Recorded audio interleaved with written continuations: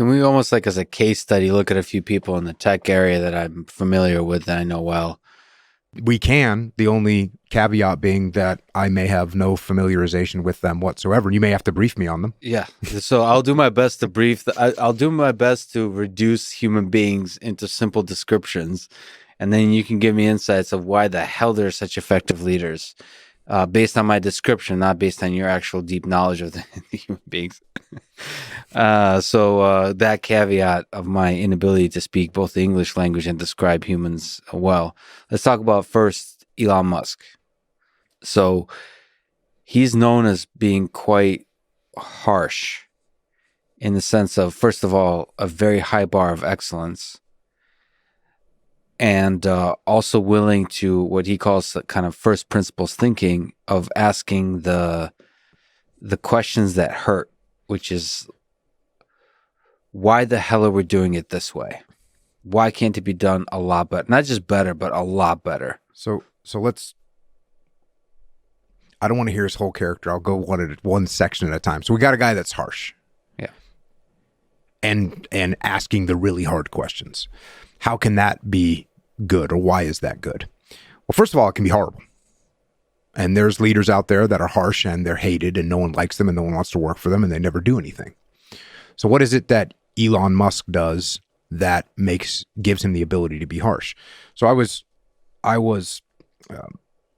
hearing a description of me when I would give feedback to young SEALs that had made mistakes during training operations. And the description was that same thing, like this harsh, blunt force trauma and just totally direct sledgehammer of truth that I would hit guys with. But it's interesting because I always talk about, building relationships and making sure you're not offending someone. Yeah. So how do these things match up? Well, I can tell you how they match up.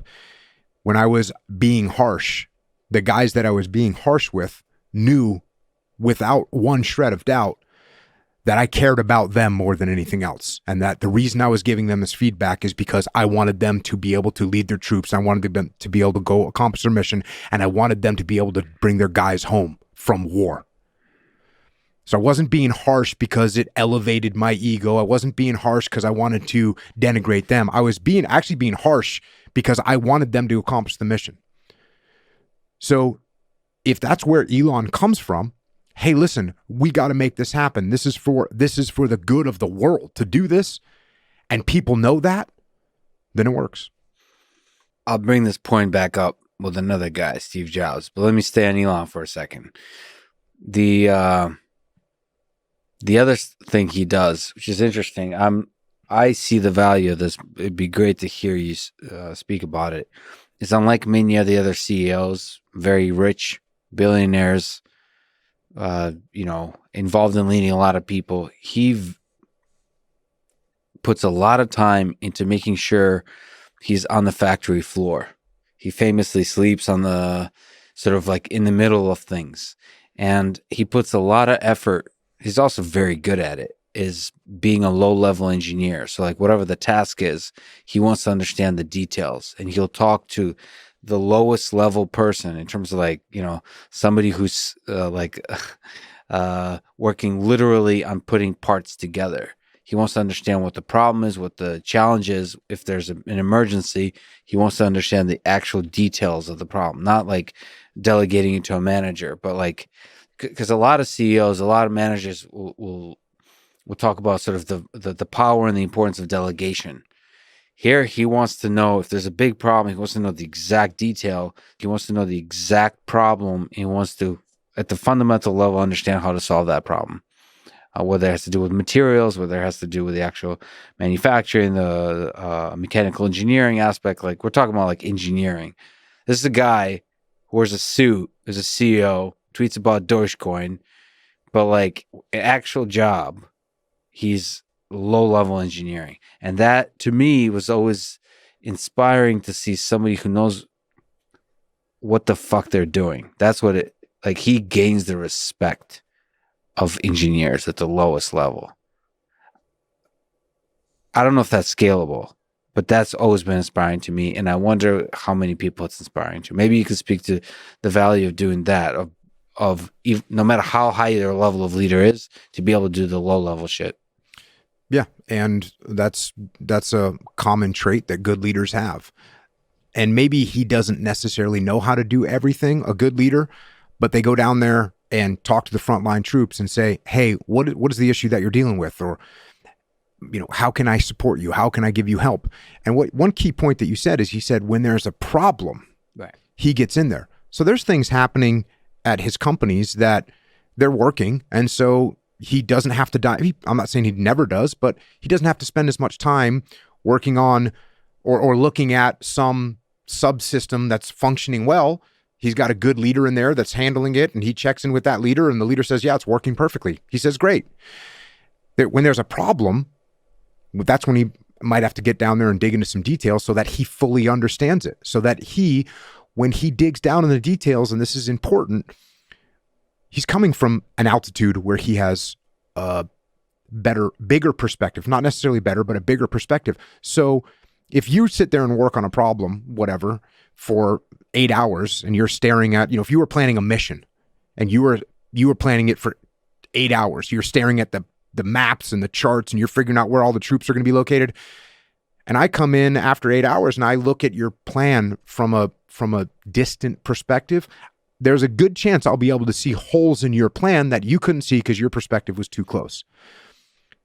So that's good for me to be able to come in from a higher perspective and have a look at it. But also, there's times where I need to get down there and actually look. If you're looking at a problem and you say, look, boss, I can't figure out how to get to this target. And I'm looking at it from a distance and I don't see, I might need to start digging in and looking and saying, oh, here's a route that we can take that actually makes sense. Let's try that. So I think it's a good example of someone going up and down in altitude to look at problems, understanding what's happening with the frontline troops, and at the same time being able to go back to the strategic level. And it's probably this way.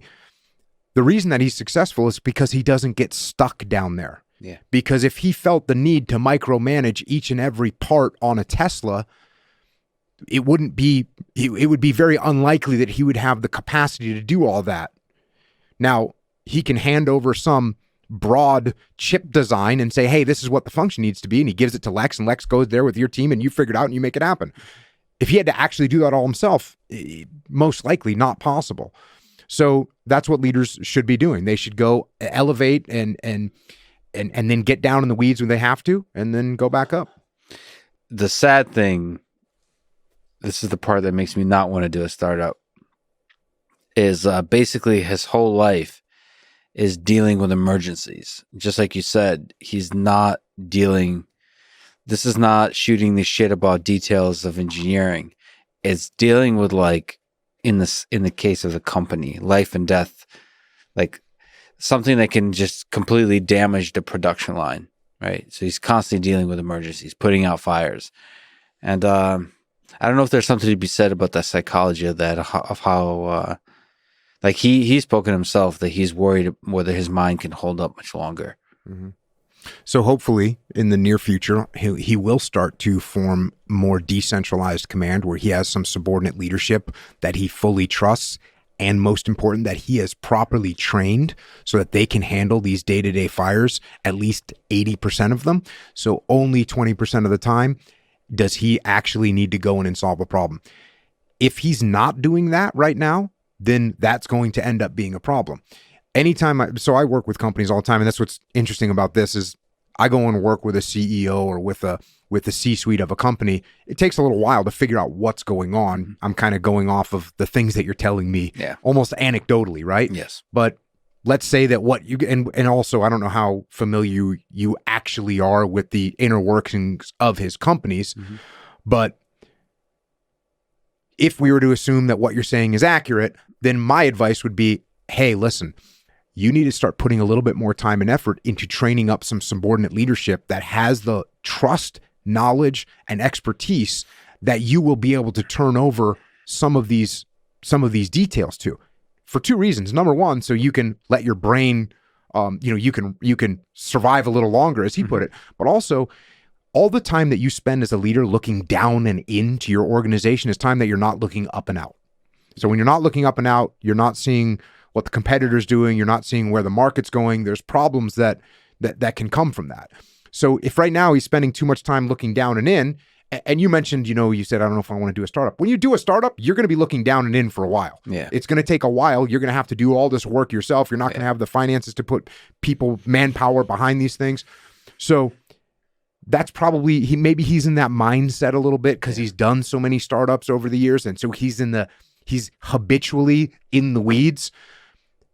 So my advice would be, all right, let's start looking at formulating some subordinate leadership that has like I said, the expertise, the trust that you can start to turn over some of these more minute details to them so that you can start looking up and out. Yeah, I think he's done that more successfully in some places than others. At SpaceX, a lot of people give the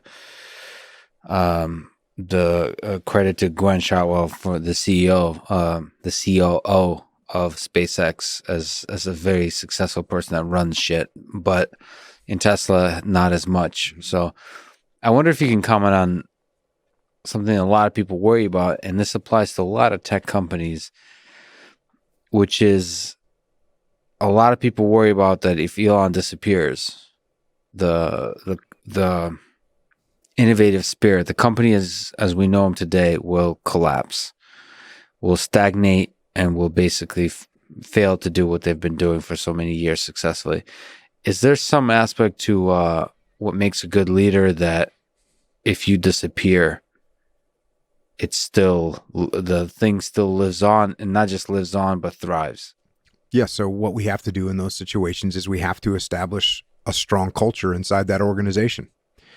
And if there's reasons why this happens, right? If I have a big ego and I form a company and I love the fact that everyone looks at me and says, oh, Jocko made this company and he's the creative force behind this company, and that fuels my ego and it makes me feel good. And, I'm working with you, Lex, and every time you come up with an idea, I say, Lex, you need to stay in your box. Yeah. Right. So I'm not creating a culture that rewards that sort of creativity. And eventually, when I die, I won't have educated my team on how to maintain that creative aspect. So again, hopefully inside that organization, he's encouraging and growing that culture where creativity is rewarded, where it flourishes even when he's gone. That's what we have to hope for. Yeah. Yeah, he is, but I also seem to notice that there's not many people like him. People become complacent too easily. I've been disappointed by people a little bit. It's like success makes people soft. With Elon, it seems like success doesn't have any effect. It's like the reverse effect. It doesn't. It's like it's always like, what's the next biggest thing, right? He's living that exponential growth, which I think that's the problem, that you have to have somebody who's constantly trying to find the 10x solution, like trying to constantly improve things, and restlessly. That probably has to do with finding the right people, not just creating the culture, but creating the culture with the right set of people.